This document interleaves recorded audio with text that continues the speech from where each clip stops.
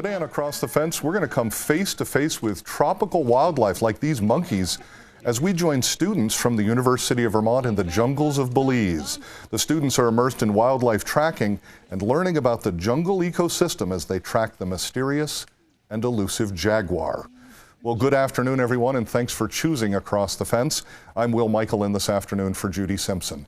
In early 2014, a University of Vermont continuing and distance education course began in the classroom. It was in the classroom where the students were introduced to and prepared for wildlife tracking. Well, then during the spring break, the students traveled to Belize to learn new tracking skills and put their skills to work. The Central American country of Belize is bordered to the east by the Caribbean Sea. It's a diverse country with various cultures and languages. It is also home to the world's first jaguar preserve, and it was here that the UVM students worked with their professor, Joe Kruzman, as well as indigenous wildlife biologists and trackers. And now 3 of the students from the class are with me this afternoon, and in just a moment, Professor Kruzman will join us via Skype from his home in Oregon. We do have a lot of ground to cover and some really unique video clips to show you from the students' tracking work in Belize. So let me begin with UVM senior Chloe Tremper. Chloe, thanks for being with us. No problem. Share with us your impressions. This is a once-in-a-lifetime opportunity. What was it like? It was amazing. We learned a lot. I definitely went in wanting to learn about tracking, but I came back with a lot more than that. We learned a lot about conservation. It really was inspiring. Made me want to get more into the conservation efforts. Well, very cool. We're going to ask you more about that, but I also want to introduce Kyle Knowlting. Kyle is a senior at UVM. His hometown is South Burlington. And Kyle, can you sum up your experience? Oh, it was amazing. We, as environmental studies students and wildlife bio students, we study wildlife for 4 years and don't really get to get a real world experience, and like being able to travel to Belize and see all this wildlife that we've studied for so long, it's pretty awesome. All right, well, and the cool part is we have a lot of video that you and your professors took. We're going to share that, but I also want to turn to Nina Ferrari. You're a sophomore at UVM.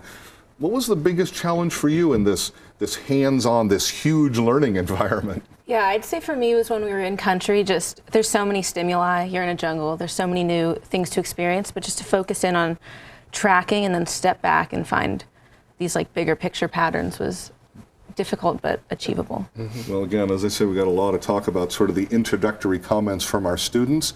And we're going to bring in Professor Joe Kruzman. Joe is based in Southern Oregon, where he is the founder of the Coyote Trail School of Nature, and he's an international continuing education instructor for the University of Vermont. Joe, you led the class down in Belize. Thanks very much for being with us this afternoon.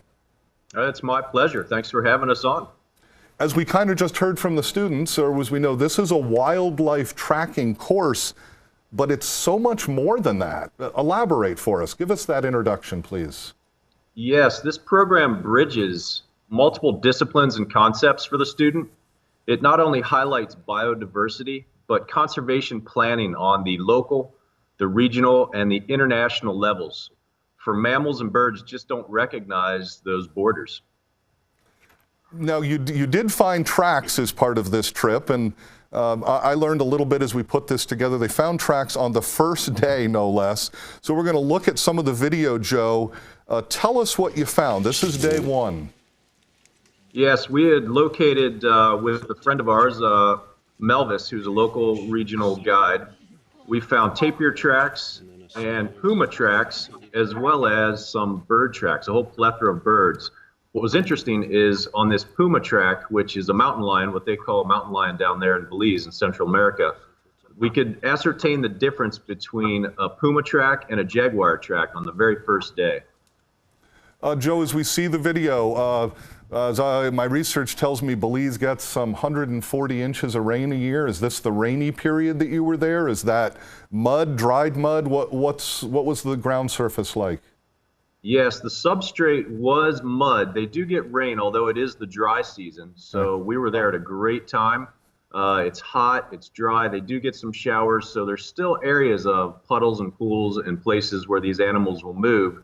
We can go to those muddy spots and really get a good biodiversity study through the tracks. Now, it wasn't on the first day, but you did eventually find jaguar tracks. And again, we're going to look at some videotape here on this end. What was the discovery like of finding the actual jaguar track? That was our first jaguar track, was phenomenal. You know, that's what we were there for, to really track and study the conservation of jaguars and how that relates to a whole bigger picture. So we were really fortunate to see an entire trail where we could break down each individual track. Each student could get on the track, measure them. We could determine the gait pattern. We could determine the size of the animal through air sculpting. And we really got to look at the nuances in this perfect substrate inside the track as well as outside the track. So a complete, thorough study. And as you're commenting and we're seeing the videotape, Kyle on this end is nodding his head up and down. So Kyle, jump in. What was this experience like for you?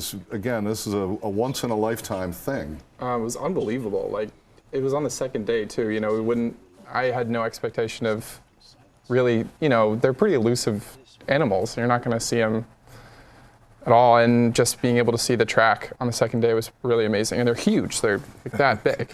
Massive. Hell with the hands and unbelievable. Okay, Joe Cruzman, jump back in. Another discovery that you had indirectly involved a jaguar.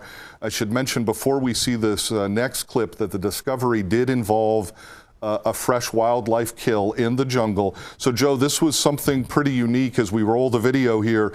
Even for an experienced tracker like yourself, this was pretty unique. Will, it really was. I've been in the mountains my entire life, tracking intensively for 15 years, and to come upon a puma kill site and to ascertain how this happened and to break down the entire sequence of events. And we also saw the puma tracks about 40 meters further away, where it became aware it was being hunted. So this was an older female mountain lion, or puma as it's called in Belize. Its top left canine was chipped, so it was much older. And a jaguar, we ascertained that a jaguar actually killed this puma due to the bite marks in the back of the neck and the distance between the canines. It could have only come from a jaguar, although we worked out so many different hypotheses to get to that realization. And again, the biodiversity ties in, if I understand correctly. One of the reasons that you were able to see this is because some vultures helped give it away. It was remarkable. We were going down this trail and saw two different bands of spider monkeys. They were fighting over territory. A little bit further, a very unique and rare king vulture. Beautiful, huge bird. It's white and red and black. And there were a bunch of vultures hanging around, and we knew we were onto something. And a little bit further down the trail, there was this puma. Just unbelievable. Well, Joe, you referenced monkeys, and I'm going to ask the students now a trip to the jungle. It wouldn't be a trip to the jungle if you didn't see a monkey. Would that be is that fair, Nina? Yeah. So, again, we've got a couple of different things here that we're going to look at, but tell us what you saw and what you learned. Well, I remember one morning we were out birding really early with one of our guides, Vladimir, and we heard some howler monkeys in the distance, and he says, "You guys want to go find them?" So we all were in. So we just hopped off trail and trekked through the jungle, and we found them eventually. We followed their calls, and they weren't too happy to see us. They pooped and peed at us. But well, they did do that, and one of the other things is that you said howler monkeys. They made noise, but one of the noises they made was just their movement through the trees. Frankly, it's pretty loud. Yeah. Oh, yeah. That surprised me. Were there other pieces that surprised you, or took you by surprise? Well, for me, it was how loud they were. You'd imagine them being so close. You know, you hear them and you're like, oh, they must be 2 feet away. But we walked probably half a mile into the jungle, and that's when we found them. But it sounded like they were, you know, right behind the trees. Now, there's another section of the video that gets the monkeys out of the trees, and something has come down. That's not a howler monkey, or That is is, it? No, it is. yeah. So it's the same animal. Yep. What's going on here? Again, I just want to point out, conservation-wise, underneath, I can hear your guide reminding you that you are there to observe. You're not there to touch or feed. So But they came down for a reason, and the guide actually could help call them down. Is that true? Yeah, we were at it's called the Baboon Sanctuary, but there's no baboons there. And they have it's like a family of howler monkeys that are living there, and the guides are familiar with them, so they're able to call them down with their yelling, and then they come down and they like put some fruit nearby for them to grab, but they don't touch them or like handle them at all, but they're friendly enough. Monkey whisperer. So we got, monkey whisperers. All right, another clip. We do want to get all through this video because it's just been fascinating. You experienced some other wildlife, in this case starting with a crocodile. Yeah, Lisa. It even got a name. Yeah, Lisa, that's the name of the crocodile. So there we're seeing that, and again, in the context here, I had a hard time first finding it out in the video. I mean, talk about blending in with the environment. It looked like a log. Yeah. And that was the dangerous part, is you had to be really careful because sometimes Lisa would be like submerged under the water, but just close enough that if you were to stand right by the edge of the pond there. Oh, now you can see this. These guys aren't submerged. And when I again first saw it, I'm like, what are these little green insects? Tell the story. I'm confess my own ignorance. Those are not green insects. No, they're leafcutter ants with giant particles of leaf on their back. They carry them around and cut them off of living and dead trees. And this last guy there that we just saw, that was a tarantula wasp? Yeah, tarantula wasp. I don't want to get carried away here, but they're crocodile, tarantulas, you guys had to be on your guard. Yeah, that was a big thing, just being aware of what was around you and not touching anything that you didn't know what it was.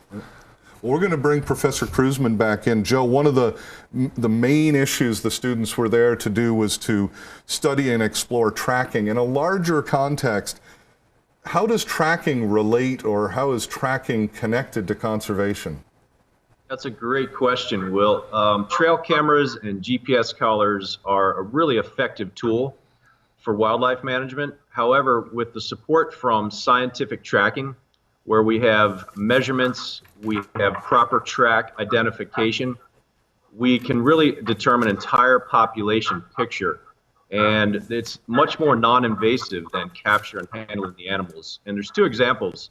We had Celso Put, the director of the Belize Zoo, call and thank us once again for bringing science back into the zoologists. You know, they have to work so hard just to keep the animals cared for, that he was excited we started to bring measurements and science tracking back into zoology. And also at La Milpa Field Station, the guide Melvis that Nina was mentioning, he was so excited to start measuring tracks and help determine a general population of the jaguars. So through the measurements, he can now identify individual animals and their movements. So that's pretty exciting. Outstanding, really just amazing. I'm going to come back here to Kyle asking about conservation efforts that you saw in Belize. There was a ton. A couple organizations, Birds Without Borders, which works between the U.S. and Belize. Others, Celso at the Belize Zoo was doing some pretty awesome work with tapirs. Yeah, a lot of stuff.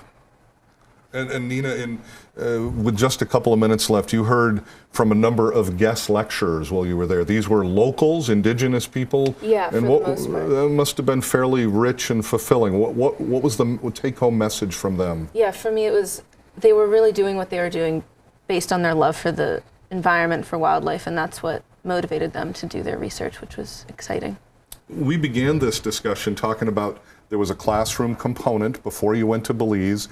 It's cold, it's icy, not too much snow, but it's certainly cold and icy in Vermont. How difficult was it to sort of take what you learned here and parlay that into something that was useful in a tropical jungle? Well, I mean, the substrate, for the tracking wise at least, the snow was pretty easy to transition into the mud with for the most part. If you're new to tracking, it's a lot squishier and it holds the tracks well, so that was definitely helpful. And even though the wildlife's different, it's still the same general principles that you're looking for and understanding.